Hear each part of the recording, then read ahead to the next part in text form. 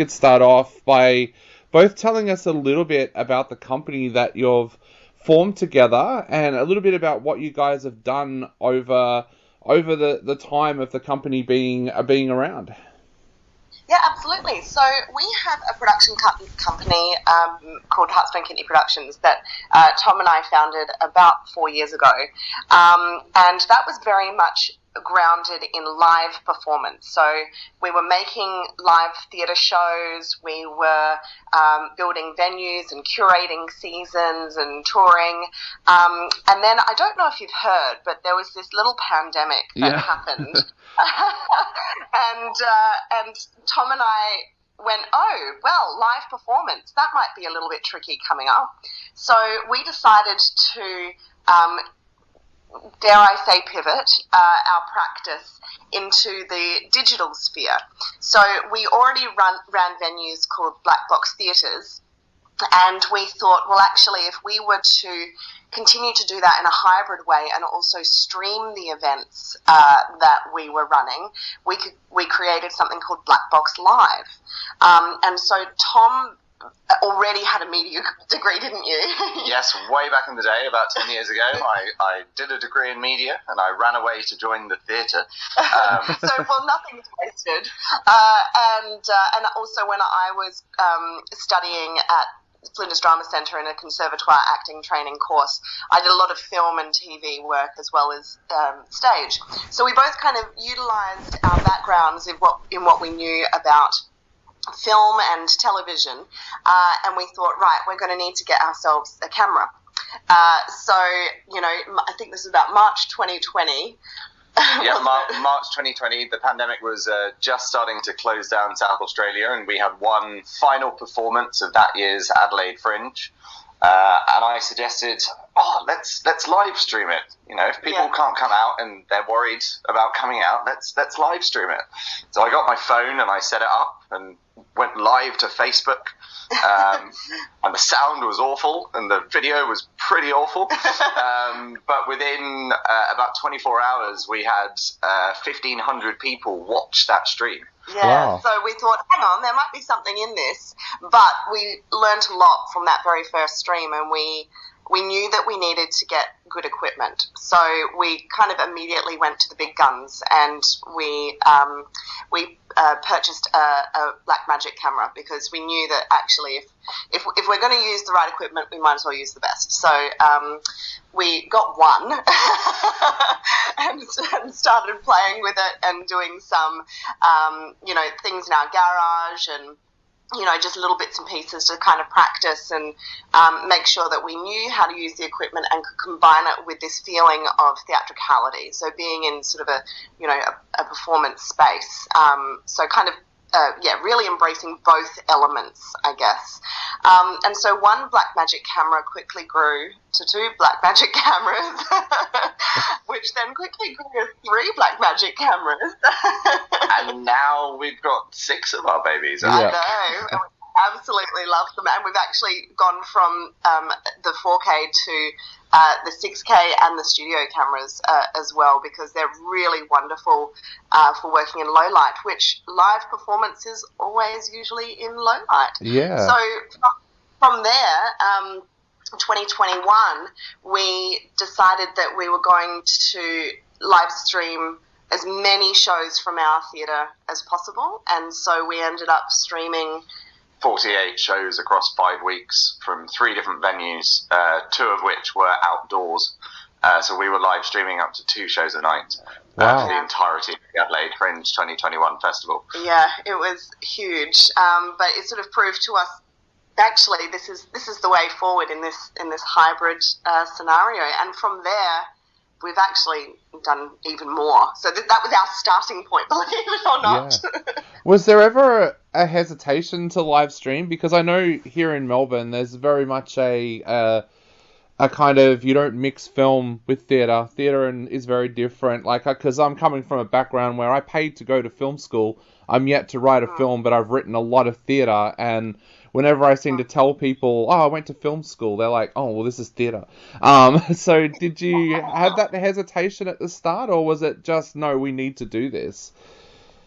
I think I think there was a little hesitation, to be honest, because we hadn't yet brought that department into the theatre. So, we were very used to working with technology in making shows, but it was definitely a new step for us. So, of course, there was hesitation, but we also knew that we had to learn, and all we could see was this was the way forward, to be able to keep working, keep reaching audiences, and break through all of the barriers that the pandemic was sort of putting in our way. Of course, there are traditionalists who say, you have to be in the room to experience theatre, but actually we're solidly, counterpointing that with the quality of the work that we're creating now. Yep. So you sort of, sorry, I'm saying you to Tom. Tom, you sort of think that film, cameras, the internet is just now a different department of theatre, don't you? Yes. I mean, when electricity first came into theatre, I'm sure there were plenty of people that thought the idea of suddenly performing indoors in the dark was utter madness and not, using daylight. But we've clearly migrated to that way of thinking. Yeah. Cameras have been very well used in TV and film with a language that has been developed through a multitude of works and criticism and literature. But I think we've seen the effect of cameras in live theatre. So we've seen projection and we've seen the the other end of it. But it's the suddenly having those as another department. So like we've got the lighting department, the sound department, now we have the camera department, and it's just another way for us to tell stories. And also reach new people as well, or people who would traditionally have found it more complex to come to the theatre. Totally, and I think that's really where the internet and the democratization of technology and the fact that the black magic consumer technology is affordable to smaller scale operators to be able to bring some of the magic of film into the room where it happens, and start breaking down the traditionalist barriers to the elitist nature of theatre versus film. Well, there's something in the middle that maybe is a new art form that we haven't quite named yet. What would it have meant for Black Box Live if you guys hadn't have been able to live stream? Like during the pandemic, you guys of course wouldn't have been able to do anything live. What would it have meant for the company long run? I think that we would have been in hiatus for a lot longer, to be honest. Yeah. It gave us direction, and I don't really want to say something to do, because of course we always would have found something to do, whether that be writing or developing. Tom would have invented something else, I'm sure, for the theatre. But what this really did is it gave us a new purpose and direction, and it was, a lot to learn in a short period of time. So if we didn't live stream, I think that we would find ourselves behind the eight ball. And some of the feedback that we've had recently is that because we started immediately going down this path, we've learned so much about that art form that other people who just sort of paused are now catching up to. So we're running a lot of seminars and answering questions and helping other companies with their digital pivot, because we've learnt those lessons already.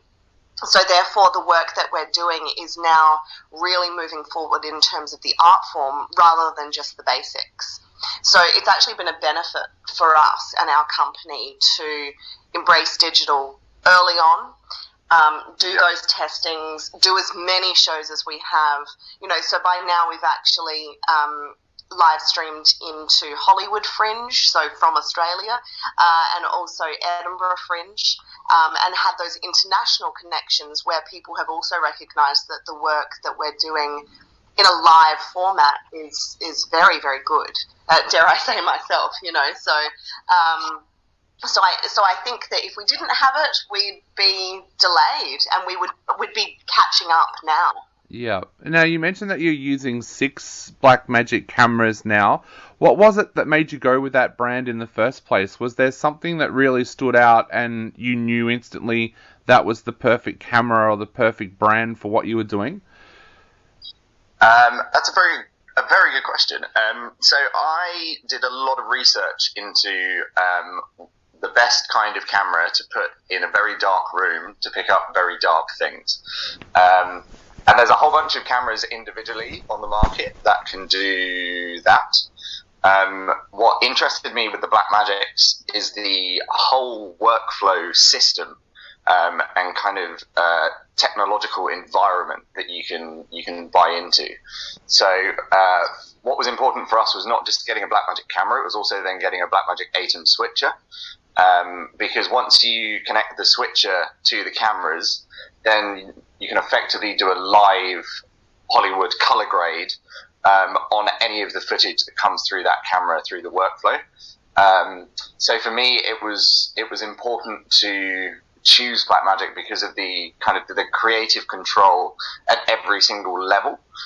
So as designer of the live shows and then also technical director of the broadcast systems, I'm able to make sure that the color of the light that I originally want for the live show ends up with the color of the light that the camera sees, ends up that the switcher can react within a split second, and then our output, either live stream or on-demand product, has had my kind of design eye across absolutely every single frame and every single pixel.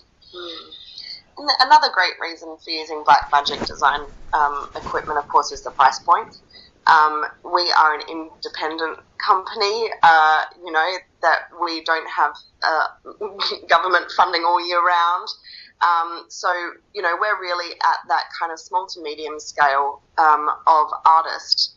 So, therefore, the price point was accessible for us to go into. And so, therefore, we can see that cost versus outcome really make it a lot more feasible for a company of our scale to be able to use. Yeah. Would you recommend Blackmagic products for young filmmakers and young performers out there that want to not only shoot films but to live stream their own performances as well? 100%. I'd say that I had not picked up a camera in about 8 years and retaught myself from scratch on the Blackmagics, and they're really fantastic. The versatility of what we're able to do with them, so we've done everything from outdoor daylight live streams right through to single camera promo kind of film shoot type things, and they have surpassed themselves in absolutely everything we've thrown at them. And I would say that I'm much more of a novice when it comes to handling technological equipment. I do the words and the performance usually rather than being behind the scenes, but even I have been able to come on board as crew and really quite quickly navigate how to use a Blackmagic camera. So it's the idea for emerging artists to be able to live stream their work. I do think that Blackmagic is a really good option because the quality of video is really important. It's one of the things that as a theatre maker we don't tend to think about when we're streaming. How important is the camera that I use? How important is the sound equipment that I use for this stream? But actually it's one of the things that we've focused on to give that really excellent end product for the people watching at home or on the beach or wherever they may be watching the shows. So therefore, choosing something that has those really high quality outcomes, it has the opportunity to do beyond HD. It can do 4K or 6K with our very lovely fancy 6K camera. It really means that you can up the quality of your work, and the live performance is not diminished by the capture. Yeah. So I guess to wrap up, what can people expect from Black Box Live in the future? What plans have you got? You mentioned about live streaming for Hollywood Fringe and for Edinburgh Fringe. What are the plans that you've got for the future, and how can people find out more about Black Black Box Live, and especially watch the live streams. Fantastic. Yes, we have some really exciting projects on the horizon. We tend to work across genres in the live performance industry, and also the visual arts industry as well. So we're going to be adding to our catalogue. At the moment, we've got 9 shows which are available on demand, which all have started from live streams. So anyone will be able to go to our website, blackboxlive.com.au, and you can watch those shows on demand. And we'll be adding to that catalogue as the year goes on. And we'll also be capturing some visual arts performances, some visual arts exhibitions, so that you can experience, a gallery of shows via Black Box Live. And, as the year goes on, we'll be sending shows over to Edinburgh. We will hopefully be sending some shows into Hollywood as well, because all of these festivals have become hybrid in themselves. They are embracing digital performance. So our trajectory is very much staying in the hybrid world. Whenever we do live shows, we will always give the option of live streaming. It makes it more accessible. It gives it more longevity as well, so you don't have to be in the room where it happened. You can then be at home watching the room when it happened. So it really gives theatre, which tends to be an in-the-moment art form, a bit of longevity and another way of people accessing live performance. So, as I said, go to blackboxlive.com.au and you can follow our journey, see our shows, and also watch us as we create a whole new bunch of work.